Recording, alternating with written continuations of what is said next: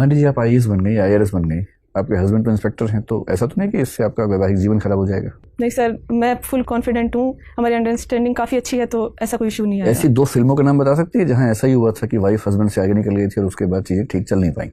हिंदी की बहुत प्रसिद्ध फिल्में हैं ऐसी जो इसी थीम पे बनी है। सॉरी सर, मैं मूवीज का आइडिया नहीं। ऐसा कोई फिल्म देखी है? एक अभिमान फिल्म बहुत प्रसिद्ध है इस मामले में।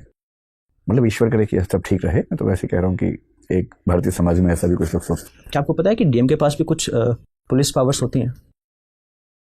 मैं बताता हूँ आपको, ठीक है? आपका एप्टीट्यूड नहीं है, बट अगर कहीं किसी जिले में दंगा हो रहा है और आप डीएम है तो आप कैसे डील करेंगे? आप फ़ोन नहीं उठाएंगे क्योंकि ये तो दंगे वाली सिचुएशन का तो एप्टीट्यूड है ही नहीं आपका। सर ऐसा नहीं है कि मैं सिचुएशन हैंडल नहीं कर सकती, लेकिन क्योंकि आईपीएस का पुलिस में अगर मतलब दिन में एक बार आप ऐसी सिचुएशन को डील कर सकते हैं, बट 24 घंटे ऐसी सिचुएशन डील नहीं करेंगे। अब घबराइए मत, खुल के बोलिए अपनी बात। कोई बात, आप ये कह सकती हैं कि हाँ कभी कभी मैं डील कर सकती हूँ, लेकिन 24 घंटे नहीं कर सकती, इसमें क्या दिक्कत है? अभी जो वोडाफोन और एयरटेल का केस सुप्रीम कोर्ट ने कुछ दिन पहले जजमेंट दिया, उससे संबंध इनकम टैक्स से ही है ना, जो उनकी टैक्स लायबिलिटीज को पे करने का आदेश दिया गया है। कुछ ध्यान है वो क्या केस था वो?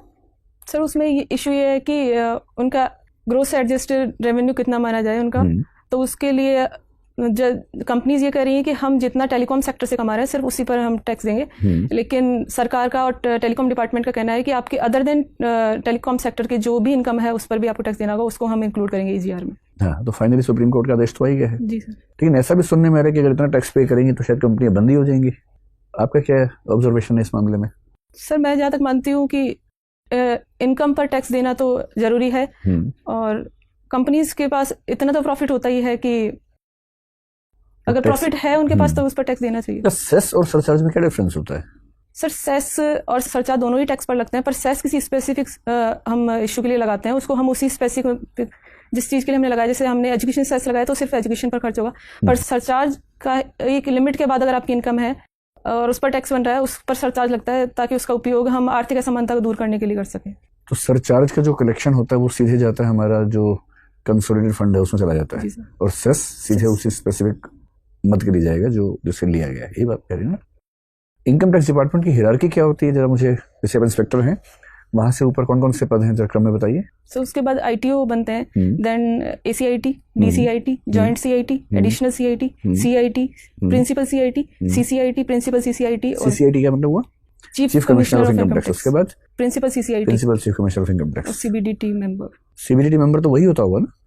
प्रिंसिपल चीफ कमिश्नर का जो रैंक है और सीबीडीटी चेयरपर्सन का जो रैंक है वो सेम रैंक है या अलग अलग रैंक है? नहीं सर, चेयरपर्सन का रैंक उससे अलग है, और मेंबर सीबीडीटी जो है वो प्रिंसिपल चीफ कमिश्नर की रैंक से होता है। ठीक है, तो आप कितने साल में, जैसे एसीआईटी से सीबीडीटी चेयरपर्सन, ये कितने साल की यात्रा है लगभग? सर हर प्रमोशन में लगभग 4 साल का ड्यूरेशन रहता है। ठीक ठीक। तो इसका मतलब ये हुआ कि अगर कोई 25 साल के आसपास में आईआरएस बन जाए तो चांस बनता है कि वहां तक पहुंच जाए। ठीक है, चलिए मेरा आखिरी सवाल आपसे ये है कि आजकल नेशनलिज्म की 2 परिभाषाएं चल रही हैं। एक परिभाषा चल रही है जिसके तहत कहा जा रहा है कि सीएए का विरोध करने वाले देशद्रोही हैं, और उन लोगों ने ये भी कहा कि दिल्ली के जो सीएम आज चुने, मतलब जिन्होंने शपथ ली है, वो भी आतंकवादी हैं। और दिल्ली के सीएम पिछले 2 महीने से, 2 दिनों से स्पेशली कुछ विज्ञापन कर रहे हैं बहुत ज्यादा, जिसमें एक नए प्रकार की देशभक्ति की परिभाषा दे रहे हैं कि राष्ट्रवाद का असली मतलब है कि देश का हर बच्चा स्कूल जाए, देश के हर व्यक्ति को स्वास्थ्य उपलब्ध हो। तो क्या ये जो डिस्प्यूट है इसमें आपकी क्या राय है? राष्ट्रभक्ति का सही मतलब क्या है? अगर मैं नेशनलिस्ट होना चाहूं तो मुझे किस रास्ते पर चलना चाहिए इनमें से, या कोई बीच का रास्ता बताइए। सर राष्ट्रभक्ति की अगर हम जैसे सीएए से मुद्दे से जोड़कर देखें तो परिभाषा काफी संकीर्ण होगी। राष्ट्रभक्ति का मतलब है कि हम अपना 100% दें, हम राष्ट्र के लिए जो योगदान कर सकते हैं उसमें। तो अगर स्कूलिंग और हेल्थ पर हम ध्यान दे रहे हैं तो मुझे लगता है कि वो ज्यादा राष्ट्रभक्त है, बजाय सीएए पर हम विरोध करें या फिर उस पर मुद्दे को उछालें या फिर फालतू बिना, जिनका कोई महत्व नहीं है, महत्व इतना ज्यादा नहीं है जो बदलाव ला सके उन मुद्दों पर बहस के। ठीक है सुनीता, आपसे बात करके बहुत अच्छा लगा। कुछ आप पूछना चाहेंगे हमसे? आप जाने की जल्दी में लग रही हैं, आपको लग रहा है कि बच्चों किसी तरह से। ठीक है सुनीता, आप जा सकती हैं। धन्यवाद। सुनीता, आपकी शादी कब हुई? सर 2016 में। आप 1-2 बड़े गिफ्ट का नाम बताएंगे जो आपकी फैमिली ने लड़के पक्ष को दिया? सर मेरी फैमिली ने कोई गिफ्ट नहीं दिया, 1 रुपए की शादी थी। जी सर। आप कैसे समझते हैं जो ये गिफ्ट पड़ता है, ये दहेज पड़ता ही है कि क्या है ये? अगर शादी में अगर गिफ्ट दिया जा रहा है तो मैं जहाँ तक समझती हूँ दहेज ही माना जाएगा। अच्छा, मुझे बताइए राजस्थान की कुछ साइट्स रामसर कन्वेंशन के अंदर मॉन्ट्रिक्स रिकॉर्ड में सम्मिलित हैं। कौन कौन सी साइट्स हैं वो? सर सांबर लेक और केवला देव अभयारण्य। दोनों? जी सर। और लोकटक लेक? लोकटक लेक राजस्थान में नहीं है। जो कहाँ पर है? मणिपुर। अच्छा, रामसर कन्वेंशन कब आई थी और इसका क्या महत्व है?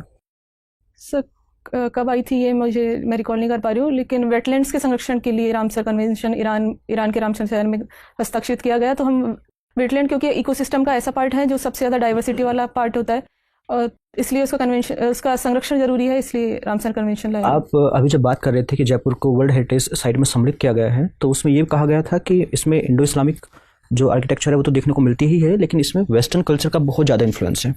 तो आप मुझे कुछ एक दो ऐसे मोनूमेंट या फिर कोई ऐसे आर्किटेक्चर बता पाएंगे जिसमें वेस्टर्न कल्चर का समावेश देखने को मिले जयपुर के? Sorry sir. अच्छा, मुझे ये बताइए कि भारत के लिए आज के समय में क्या क्या साइबर सिक्योरिटी थ्रेट्स हैं? सर सबसे बड़ा तो डाटा सिक्योरिटी का है, उसके लिए हम काफ़ी प्रयास कर रहे हैं। जैसे कंपनीज जो MNCs यहाँ काम कर रही हैं वो डाटा को मिसयूज कर सकती हैं कई बार, इसलिए हम डाटा लोकलाइजेशन का भी प्रयास कर रहे हैं। दूसरा हमारे अच्छा, मुझे ये बताइए कि दो टर्म यूज़ होती हैं जब हम साइबर सिक्योरिटी की बात करते हैं, एक होती है मेलवेयर, एक होती है फिशिंग। दोनों में क्या अंतर है, दोनों क्या होती हैं? Sorry sir. अच्छा, मुझे बताइए कि हाल ही में भारत सरकार का एक प्रोजेक्ट है मिशन गगनयान, आप जानते हैं इसके बारे में, क्या है ये? जी सर, इसके तहत हम प्रयास कर रहे हैं कि भारत के कुछ नागरिकों को हम इसरो का प्रयास है कि हम अंतरिक्ष में मानव को लेकर जाएं। आपको पता है इसका बजट क्या है? Sorry sir. इसका बजट है 10,000 करोड़ रुपए। आपको लगता है कि भारत एक विकासशील देश होने के बावजूद इतने बजट का कोई मिशन स्पेस में भेजना चाहिए? इतना पैसा हम शिक्षा में लगा सकते हैं, हेल्थ सेक्टर में लगा सकते हैं। आप कैसे देखते हैं इस चीज़ को?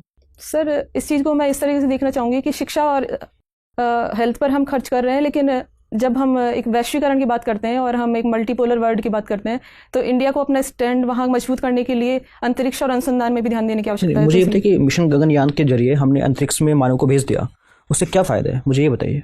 अंतरिक्ष में सर नई नई चीज़ों की खोज हो सकती है, कई संसाधन हमें मिल सकते हैं और हम काफ़ी अच्छे से समझ सकते हैं कि कैसे हम अपने एनवायरनमेंट को प्रोटेक्ट करें या फिर हम कैसे अपने संसाधनों को प्रयोग करें, ये चीज़ें। अच्छा ठीक है, मुझे ये बताइए कि अभी हाल ही में मध्य प्रदेश में किसी नेशनल पार्क में हम चीता को रीएलोकेट कर रहे हैं किसी दूसरे देश से, आपको पता है इस बारे में? सॉरी सर, मुझे नाम रिकॉल नहीं हो पा रहा। अच्छा, अभी भारत में टाइगर सेंसस रिलीज हुई है रिसेंटली, तो कितने टाइगर्स हैं? Sorry sir. अच्छा, recently Indian state forest survey report हुई है, तो अभी कुल क्षेत्रफल कितना है जो फॉरेस्ट कवर के अंदर आता है? सर 24%। 24% आता है। और कौन से राज्य में सबसे ज़्यादा क्षेत्रफल है फॉरेस्ट कवर? Sorry sir. अच्छा, राजस्थान में है फॉरेस्ट कवर और कि बिल्कुल भी नहीं है? सर है लेकिन बहुत कम, लगभग 3-4% के आसपास। अच्छा, हाल ही में सरकार ने जो राजस्थान में डेजर्टिफिकेशन काफ़ी है थार, तो उसको रोकने के लिए एक अभी ग्रेट ग्रीन वॉल के नाम से एक परियोजना शुरू की है, आप उसके बारे में पता है? सर ये पोरबंदर से शुरू होकर पानीपत तक जाएगी, ये क्या है बताइए? सर इसमें हम 5 किलोमीटर के विड्थ में वृक्षारोपण करेंगे ताकि डेजर्ट को आगे बढ़ने से रोका जा सके। अच्छा, मेरा लास्ट क्वेश्चन है